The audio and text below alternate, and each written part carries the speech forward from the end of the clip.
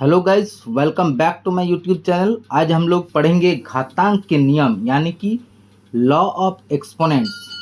तो चलिए शुरू करते हैं। तो उससे पहले कुछ फार्मूला हम लोग को ध्यान से देखना होगा कि a to the power m multiply a to the power n यदि रहे तो हम लोग क्या करेंगे, मल्टीप्लाई के केस में a to the power m plus N.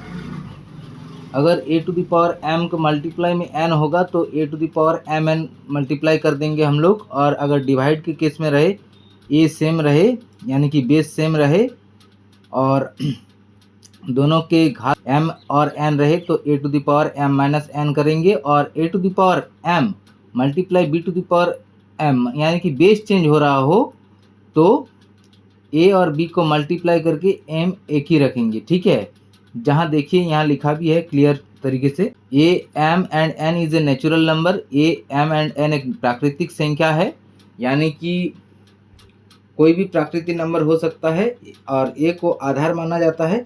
ए क्या है, जितने भी ए है सब आधार है यानी कि बेस।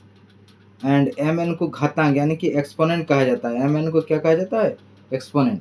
ठीक है, और एक चीज़ ध्यान से देखिए कि किसी भी ए टू द पावर 0 अगर रहे तो उसको वैल्यू क्या होगा, 1। यानी कि किसी भी संख्या चाहे वो 2 हो, 2 के माथे में अगर 0 लिखा जाए तो क्या होगा, 1। 3 के माथे में 0 आ जाए तो क्या होगा, 1। किसी भी संख्या के माथे में अगर 0 आए, मान लीजिए 1 लाख, 2 लाख, 4 लाख, 6 लाख, ठीक है, किसी भी संख्या, तो जैसे कि 2000 के 2000 के पावर में अगर 0 हो तो क्या वैल्यू होगा, 1। और एक चीज़ ध्यान से देखने वाली बात है कि 1 upon a to the power n है, अगर इसको ऊपर ले जाना है तो ये a to the power minus n हो जाएगा। अगर दोबारा इसको हम लोग इसको माइनस नेगेटिव हटाना है तो क्या हो जाएगा, बट्टा में होगा लेकिन ये प्लस में हो जाएगा। ठीक है, मतलब सेम इसको फॉलो करता है। हम लोग क्वेश्चन सॉल्व करने की कोशिश करते हैं। ये है 17 to the power 2 multiply 17 to the power 5। तो ये फार्मूला अप्लाई होता है a to the power m multiply a to the power n. हम लोगों ने क्या देखा था, हम लोगों ने क्या देखा था कि a to the power m multiply a to the power n अगर रहे तो a to the power m plus n होता है। इसी हिसाब से करेंगे हम लोग, यानी कि 17 एक लिखेंगे और 2 + 5 ऐड कर देंगे तो क्या हो जाएगा, 17 टू द पावर 7। ये रहा आंसर। ठीक है, नेक्स्ट क्वेश्चन देखते हैं। ये मल्टीप्लाई का है तो 5 a to the power m multiply n हो रहा था तो क्या a to the power m multiply n कर देंगे। तो इस हिसाब से 5 लिखेंगे और 2 × 7 तो 5 पावर में क्या हो जाएगा, 14। तो ये हो जाएगा आंसर। देखिए ये डिवाइड का केस है तो a to the power m, कौन सा फॉर्मूला अप्लाई हो रहा है, a to the power m upon a to the power n. तो इसको क्या करना पड़ता है, सब्ट्रैक्ट करना पड़ता है, a to the power m minus n. Formula याद रखिएगा, इससे क्वेश्चन सॉल्व करने में आसानी होगी। ठीक है, तो क्या करेंगे, 23 लिखेंगे, 10 - 7 लिख देंगे तो क्या हो जाएगा, 23 ये पावर में 3, ये हो जाएगा आंसर। ठीक है,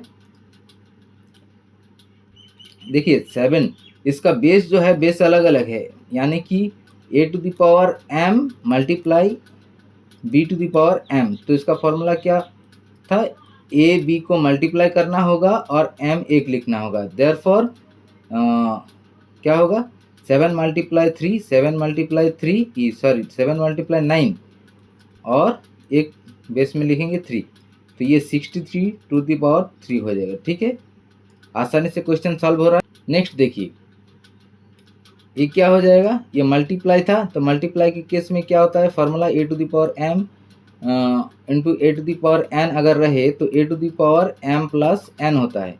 तो इस हिसाब से 17 लिखेंगे, 2 प्लस का प्लस ही लिखेंगे क्योंकि फार्मूला में होता है, और बी का -5 तो 17 2 + -5 तो 17 के पावर में -3।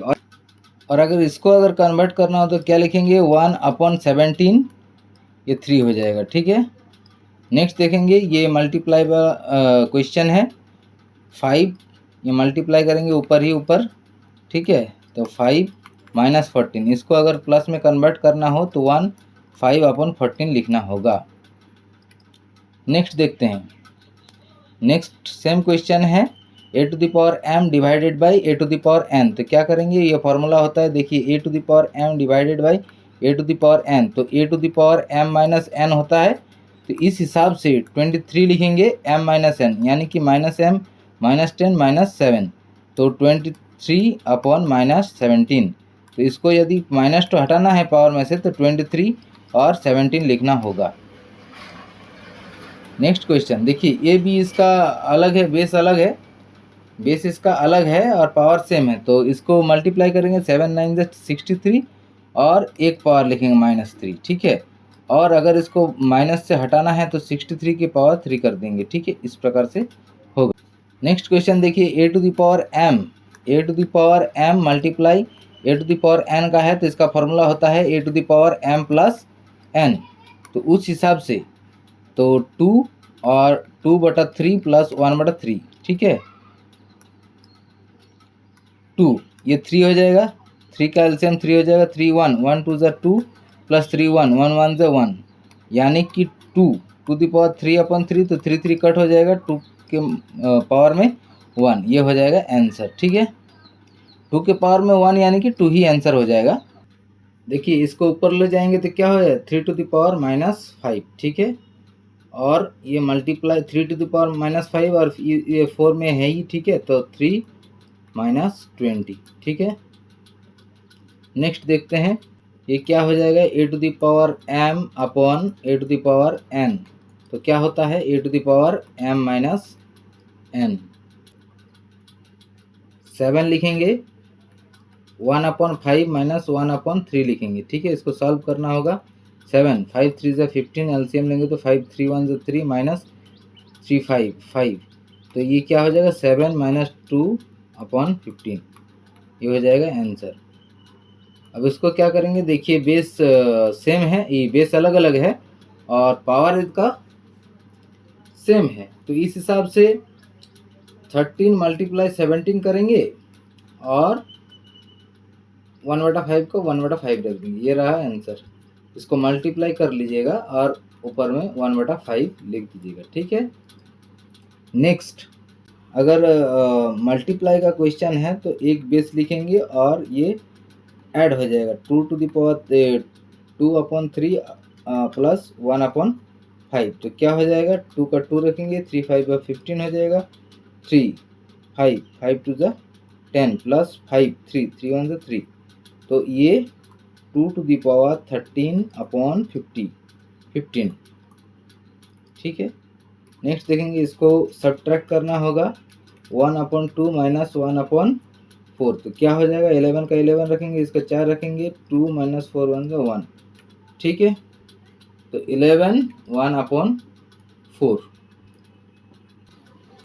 इसको सॉल्व करने के लिए 3 टू द पावर -3 लिखना होगा और ये पावर में 7 रह जाएगा, तो 3 7 ज़ा ये -21 हो जाएगा, ठीक है।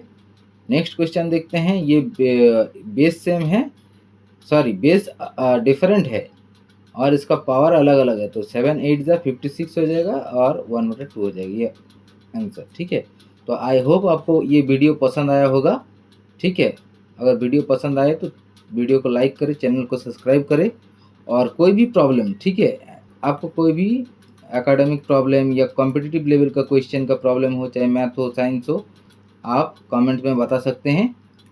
मैं वीडियो अपलोड करने की पूरी कोशिश करूँगा, ठीक है। तब तक के लिए धन्यवाद, जय हिंद।